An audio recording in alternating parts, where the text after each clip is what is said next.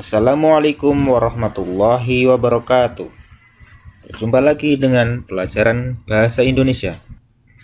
Kali ini kita akan belajar menentukan unsur intrinsik karya sastra yang meliputi tokoh, latar, dan watak tokoh.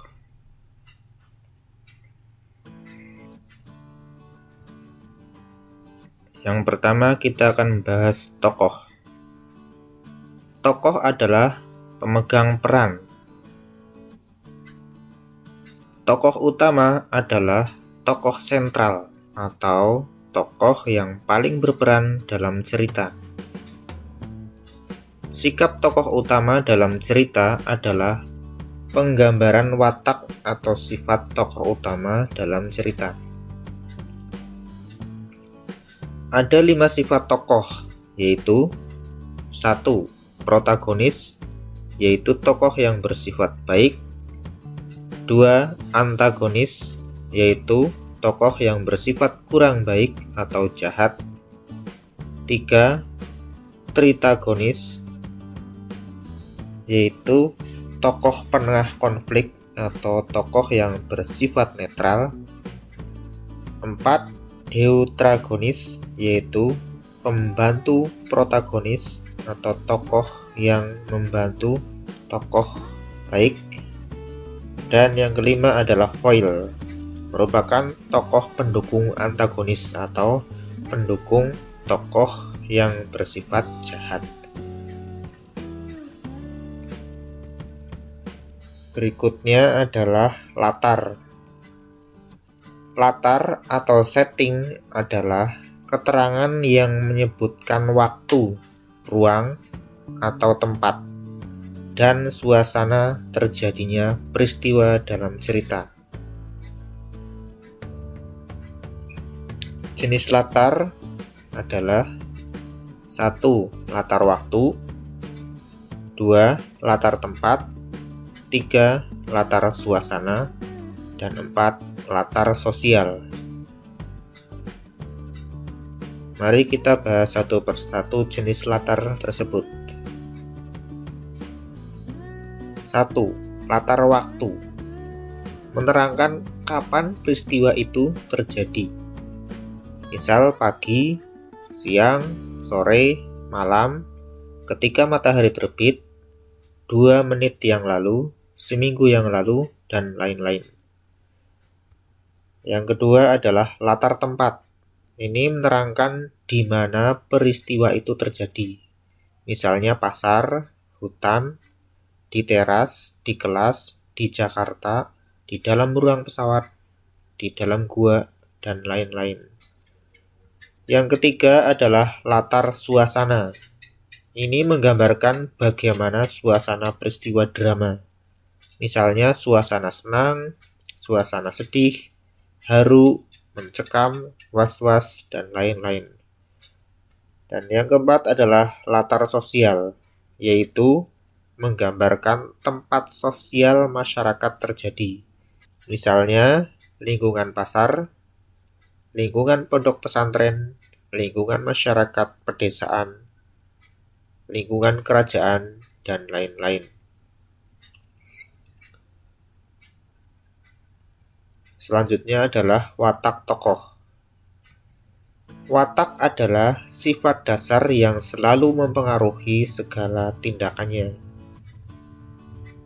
Adapun watak-watak tokoh itu sebagai berikut: pemarah, penyabar, penyayang, ceria, pemaaf, bijaksana, tidak percaya diri, pendiam, jujur, pendendam, tamak, licik, eksentrik, penakut, pemberani, pemalas, rajin, sombong, cuek, egois, pengkhianat, penghina, munafik, buas, setia, iri atau dengki, hemat, boros, pelit, jinak, dan lain-lain.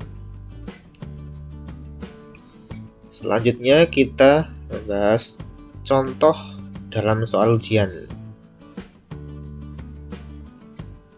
Perhatikan dan bacalah contoh soal berikut.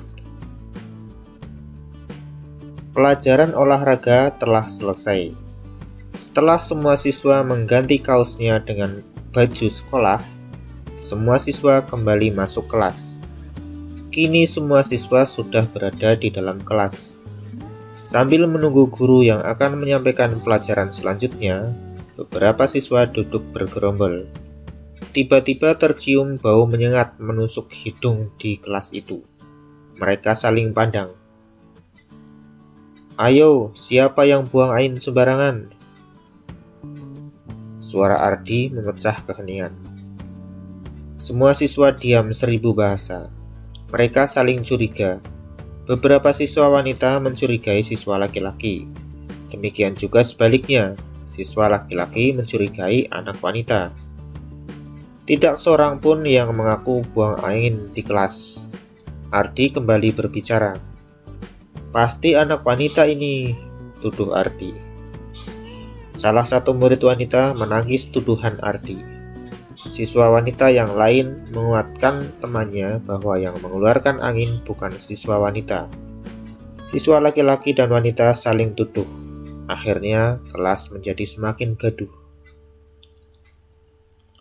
Dari pintu kelas yang terbuka, ketua kelas melihat dari kejauhan telah berjalan guru yang akan menyampaikan pelajaran jam berikutnya. Ketua kelas berdiri. Telunjuk tangan kanannya diletakkan di depan bibir sambil berbicara. "Shh, shh."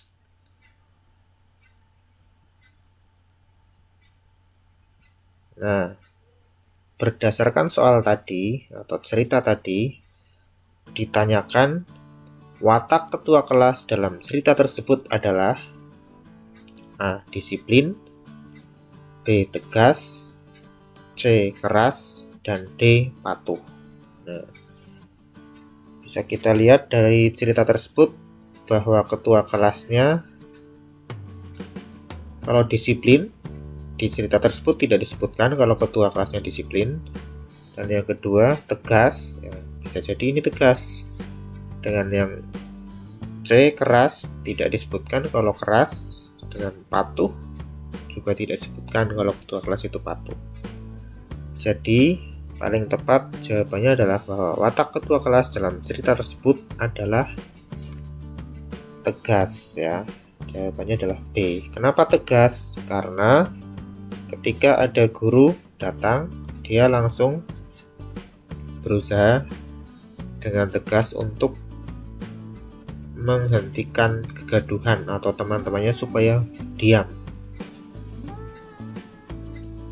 Kemudian soal selanjutnya, watak tokoh utama dalam cerita adalah, berarti ini untuk menjawabnya kita harus tahu dulu tokoh utamanya itu siapa toh. Kalau dalam cerita ini tadi yang sering muncul itu adalah Ardi, maka tokoh utamanya adalah Ardi. Jadi bagaimana sikap Ardi atau watak Ardi tersebut sebagai tokoh utama? Yang A, tegas dalam bertindak. Yang B, pemberani dalam berbicara. Yang C, suka menuduh sembarangan. Dan yang D, bijaksana memutuskan perkara. Kalau yang A, tegas dalam bertindak, itu tidak disebutkan di dalam cerita. Kalau B, pemberani dalam berbicara, ini juga tidak termasuk ya, karena dia asal bicara saja. Dengan yang C, suka menuduh sembarangan. Nah, bisa jadi pilihannya adalah C, karena dia, si Ardi ini menuduh teman wanitanya atau teman yang wanita itu membuang angin sembarangan, padahal tidak ada bukti. Dan juga bagaimana juga cara membuktikan siapa yang membuang angin sembarangan, itu kan tidak mudah. Sedangkan yang D, bijaksana memutuskan perkara. Nah, di sini juga tidak disebutkan kalau Ardi itu bijaksana.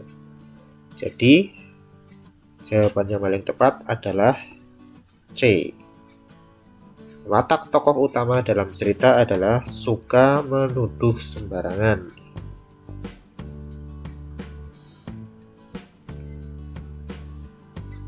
Lanjut ke contoh soal berikutnya. Pelajaran olahraga telah selesai. Setelah semua siswa mengganti kaosnya dengan baju sekolah, semua siswa kembali masuk kelas. Kini semua siswa sudah berada di dalam kelas. Sambil menunggu guru yang akan menyampaikan pelajaran selanjutnya, beberapa siswa duduk bergerombol.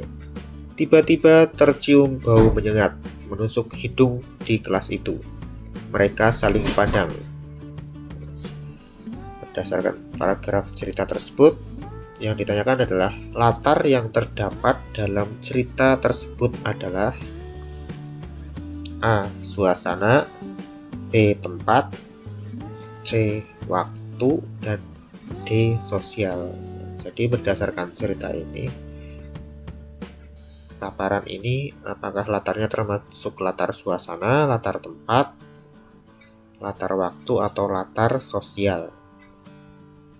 Kalau suasana sepertinya di sini tidak menggambarkan suasana ya. Tempat juga tidak. Tetapi waktu. Di sini ini ada pelajaran olahraga telah usai. Ini berkaitan dengan waktu. Setelah semua siswa mengganti kaosnya setelah. Nah, ini berkaitan dengan waktu juga. Kemudian semua siswa sudah berada di kelas sambil menunggu guru. Nah, menunggu ini juga kaitannya dengan waktu yang akan menyampaikan pelajaran selanjutnya. Waktu juga. Berarti jawaban yang paling tepat dalam soal ini adalah C, bahwa latar dalam cerita tersebut adalah latar waktu. Bagaimana anak-anak, paham bukan? Demikian yang dapat saya sampaikan, mudah-mudahan bermanfaat. Wassalamualaikum warahmatullahi wabarakatuh.